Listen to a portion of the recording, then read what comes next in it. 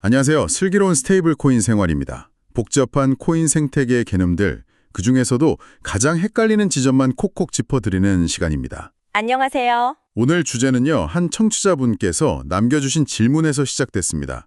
스테이블 코인과 XRP의 역할, 그리고 그 차이점을 알려주세요. 이렇게 질문을 주셨는데, 이거 정말 시의적절하고 중요한 질문이라고 생각해요. 네, 맞습니다. 사실 이 두 자산은 빠른 결제나 저렴한 국경 간 송금 같은 비슷한 키워드로 묶여서 설명될 때가 많거든요. 맞아요. 양쪽 마케팅 자료를 봐도 그런 단어들이 꼭 들어가 있고요. 그러다 보니까 많은 분들이 그럼 결국 둘 다 결제 실황을 노리는 경쟁자 아닌가? 이렇게 생각하시기 쉬운 것 같아요. 그렇죠. 충분히 그렇게 생각하실 수 있습니다. 바로 그 지점입니다. 스테이블 코인이 디지털 달러처럼 쓰이는 거라면 굳이 XRP 같은 또 다른 결제 자산이 필요한가? 하는 아주 근본적인 의문이 생기는 거죠. 네네. 그래서 오늘은 이 오래된 논쟁에 한번 종지부를 찍어보려고 합니다. 두 자산이 풀려고 하는 문제가 근본적으로 어떻게 다른지, 그리고 이게 경쟁이 아니라 협력의 그림은 또 어떻게 그려질 수 있는지 한번 깊이 파고들어 보겠습니다. 좋습니다. 저희가 늘 그랬듯이 결론부터 시원하게 말씀드리고 시작하겠습니다. 그럼 바로 여쭙겠습니다. 스테이블 코인과 XRP, 각각 한 문장으로 그 본질을 정의한다면 뭐라고 할 수 있을까요? 아주 명쾌하게 정리할 수 있습니다. 스테이블 코인은 가치가 고정된 디지털 형태의 현금, 즉 디지털 달러 그 자체입니다. 디지털 달러 그 자체? 네. 반면에 XRP는 서로 다른 화폐와 시장을 잇는 고속도로, 그러니까 브릿지 역할을 수행하는 중립적인 연결 자산입니다. 디지털 현금과 연결 자산? 와, 이거는 단어부터 벌써 가는 길이 다르다는 게 딱 느껴지는데요. 그렇죠. 그러니까 스테이블 코인이 목적지 그 자체라면 XRP는 그 목적지까지 가장 빨리 갈 수 있도록 돕는 어떤 교통수단이나 인프라에 가깝다. 이런 말씀이시군요. 네, 그 비유가 가장 정확합니다. 우리가 돈을 쓸 때 최종적으로 사용하고 보유하고 싶은 건 달러나 원화 같은 돈이지 그 돈을 옮기는 과정에 잠깐 쓰이는 중간 매개체가 아니잖아요. 그렇죠. 이 둘은 해결하려는 문제의 차원이 다릅니다. 스테이블 코인은 가치의 안정적인 저장 및 사용이라는 문제를 풀고요. XRP는 가치의 효율적인 이동 및 교환이라는 문제를 풀기 위해 설계된 거죠. 그냥 서로 다른 도구라고 보시면 됩니다. 알겠습니다. 그럼 그 첫 번째 도구, 스테이블 코인부터 자세히 들여다보죠. 가격 안정이라는 특징이 왜 그렇게 중요한 건지, 그리고 그 안정성을 유지하기 위해서 우리가 또 감수해야 하는 건 뭔지 이 부분부터 짚어주시죠. 스테이블 코인이 왜 태어났는가? 이유는 아주 단순합니다. 비트코인 같은 기존 암호 자산의 엄청난 가격 변동성 때문이었죠. 그 변동성이요? 네, 한번 상상해 보세요. 오늘 제가 100만 원짜리 커피를 팔았는데 내일 그 대금의 가치가 50만 원으로 반토막이 나거나 200만 원으로 2배가 돼요. 장사 못하죠, 그러면? 누구도 그걸 화폐로 받아들이지 않을 겁니다. 화폐의 가장 중요한 기능 중 하나가 가치 저장 기능인데 그 역할을 전혀 수행할 수가 없는 거니까요. 그렇죠. 월급을 받았는데 다음날 가치가 폭락해버리면 생활이 불가능하겠죠. 안정성이야말로 신뢰의 기본이니까요. 바로 그 지점입니다. 그걸 해결하기 위해서 특정 법정 화폐, 주로 미국 달러의 1대1로 가치를 딱 고정시킨 것. 그게 바로 스테이블 코인입니다. 1코인이 항상 1달러의 가치를 갖도록 약속하는 거죠. 네. 이 가격 안정성이라는 아주 강력한 무기 덕분에 스테이블 코인은 돈이 필요한 거의 모든 곳에서 활약할 수가 있는 겁니다. 개인 간 송금, 상점 결제, 기업의 회계장부 기록까지 기존 화폐가 하던 역할을 디지털 세상에서 그대로 할 수 있게 된 거죠. 최근에 굉장히 각광받는 탈중앙화 금융, 디파이 생태계에서도 스테이블 코인이 거의 기축통화처럼 쓰이고 있지 않습니까? 핵심적인 역할을 합니다. 디파이에서 대출을 받거나 예금을 하거나 파생 상품을 거래할 때 그 가치를 측정하고 정산하는 기준이 필요하거든요. 그죠. 기준점이 있어야죠. 네, 이때 가격이 흔들리지 않는 스테이블 코인이 바로 그 기준점, 생태계의 피와 같은 역할을 하는 겁니다. 장점은 정말 명확하군요. 하지만 이 1코인은 1달러라는 약속이 그냥 지켜지는 건 아닐 텐데요. 이 안정성을 얻는 대가로 우리가 짊어져야 하는 리스크는 뭔가요? 아주 중요한 질문입니다.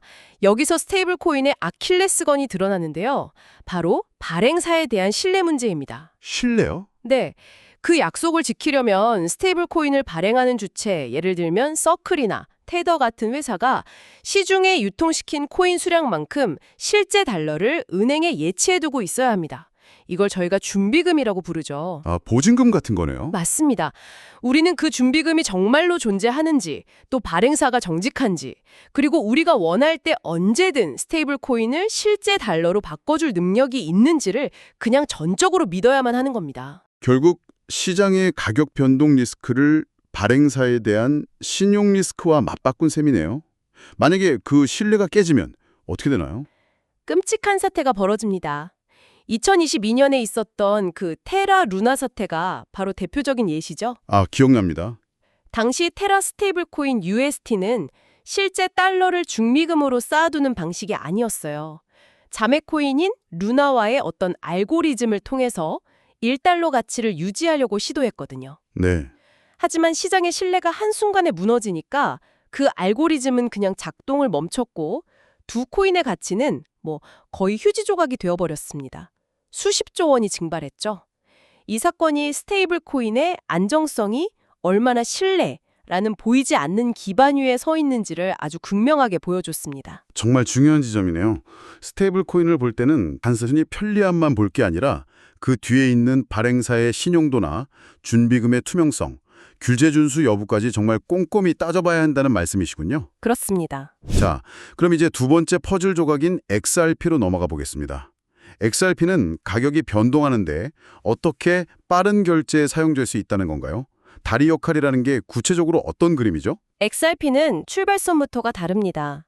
1달러에 고정된 현금이 아니고요.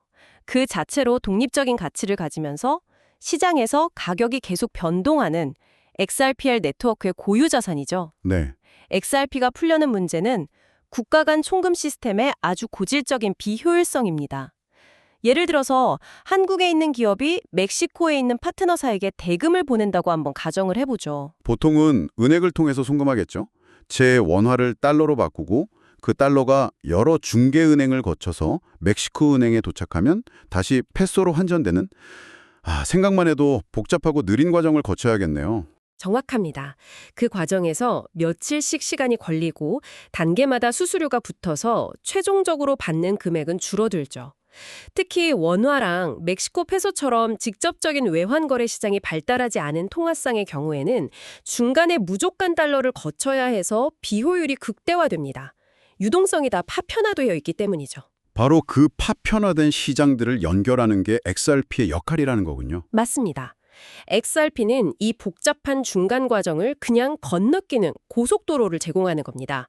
원화, 달러, 중개은행, 페소라는 이 구불구불한 국도 대신에 원화, XRP, 페소라는 직선 고속도로를 놓는 개념인 거죠. 와, 그 과정이 얼마나 걸리는데요? 이 모든 과정, 즉 원화를 XRP로 바꾸고 그 XRP를 다시 페소로 바꾸는 과정이 단 3초에서 4초 안에 완료됩니다.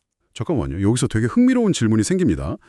방금 스테이블 코인도 송금에 쓰인다고 하셨잖아요. 네. 그렇죠. 그렇다면 원화, USDC 같은 달러 스테이블 코인, 페소 이렇게 하면 안 되나요? 굳이 가격이 변동하는 XRP를 중간에 끼워 놓을 이유가 있나 싶어서요. 아주 날카로운 지적이시고 바로 이 질문에 대한 답에 두 자산의 본질적인 차이가 담겨 있습니다. 물론 이론적으로는 가능합니다. 그렇죠. 하지만 현실에서는 두 가지 문제가 발생해요. 첫째, 멕시코 현지 거래소에 원화와 USDC를 즉시 교환할 만큼, 그리고 USDC와 페소를 즉시 교환할 만큼의 유동성이 항상 풍부하게 존재해야 합니다. 유동성이 얕으면 거래 비용이 급격히 증가하거든요. 유동성 문제. 그리고 둘째, USDC는 특정 국가, 즉 미국의 법정화폐 달러와 연결된 특정 기업 서클이 발행한 자산입니다. 모든 국가나 기관이 특정 국가의 통화에 종속된 민간 기업의 스테이블 코인을 중립적인 결제 인프라의 핵심으로 받아들이기는 좀 어렵습니다. 그러니까 XRP는 특정 국가나 기업에 종속되지 않은 중립적인 자산이라는 점에서 차별점을 갖는군요. 마치 국제무역에서 미국의 달러가 기축통화 역할을 하듯이 이 서로 다른 디지털 자산 세계에서는 어떤 중립적인 연결 자산이 필요하다, 이런 말씀이시네요. 정확합니다. 그래서 XRP의 강점은 바로 그 중립성과 속도를 바탕으로 파편화된 유동성을 하나로 쫙 묶어주는 데 있습니다. 반면에 한계는 명확하죠. 가격 변동성이 존재하기 때문에 커피값으로 지불하거나 재무제표에 기록하는 안정적인 돈의 역할은 할 수가 없습니다. 아, 그렇죠. 3, 4초 동안의 브리지 역할에는 최적화되어 있지만 3, 4일 동안 보유할 자산은 아닌 셈이죠. 이제 두 그림이 정말 선명하게 그려집니다. 그럼 지금까지의 논의를 바탕으로 청취자분들이 기억하기 쉽도록 4가지 기준으로 두 자산의 차이점을 명확하게 한번 정리해 주시죠. 네, 그렇게 하죠. 첫째, 목적입니다. 스테이블 코인의 목적은 가격 안정을 통한 화폐 기능의 수행, 바로 이거고요. XRP의 목적은 서로 다른 자산들을 효율적으로 연결하는 것입니다. 목적부터 다르네요. 네. 둘째, 주요 사용자가 다릅니다. 스테이블 코인은 일반 대중, 상점, 기업 등 사실상 모든 경제 주체를 대상으로 하죠. 반면에 XRP는 국제 송금을 처리하는 금융기관이나 외환시장의 마켓메이커처럼 브리지 유동성이 정말 절실히 필요한 B2B 영역에서 더 큰 가치를 발휘합니다. 목적과 사용자가 완전히 다르군요. 세 번째와 네 번째 기준은 무엇인가요? 쓸 수 있는가 하는 신용 리스크가 핵심이고요. XRP는 발행사가 없으니까 시장의 수요와 공급에 따른 가격 변동 리스크가 핵심이죠. 네. 그리고 마지막으로 넷째, 본질입니다. 스테이블 코인은 디지털 현금, 즉 돈이라고 부를 수 있습니다. XRP는 돈 그 자체라기보다는 돈과 돈 사이를 흐르게 하는 네트워크 연료 또는 연결 자산의 성격이 훨씬 강하다고 볼 수 있습니다. 목적, 사용자, 리스크, 본질. 4가지 기준으로 보니까 둘은 애초에 같은 트랙에서 뛰는 선수가 아니었네요. 그렇습니다. 자, 이제 가장 중요한 질문으로 넘어가 보겠습니다. 많은 분들이 이렇게 생각하실 거예요. 앞으로 각국 정부가 CBDC, 그러니까 중앙은행 디지털 화폐를 발행하고 또 거대 기업들의 스테이블 코인이 보편화되면 XRP 같은 브리지 자산은 결국 설 자리를 잃는 것 아닌가?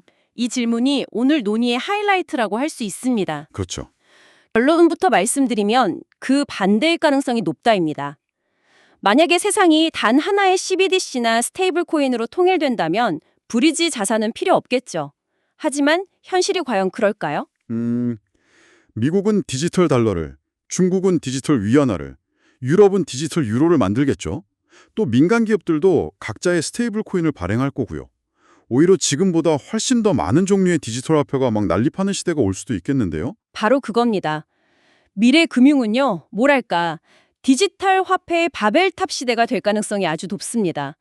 수많은 종류의 CBDC와 스테이블 코인이 서로 다른 기술 표준과 규제 체계 위에서 운영될 거란 말이죠. 이런 파편화된 환경에서 디지털 위안화를 디지털 유로로 혹은 A기업의 스테이블 코인을 B은행의 토큰화된 예금으로 실시간 교환하려면 어떻게 해야 할까요? 그 수많은 화폐들 사이를 오갈 수 있는 뭔가 중립적이고 빠른 환승 시스템이 반드시 필요하겠군요. 그렇습니다. 바로 그 지점에서 XRP와 같은 중립적인 브릿지 자산의 역할이 오히려 더 중요해질 수 있다는 겁니다.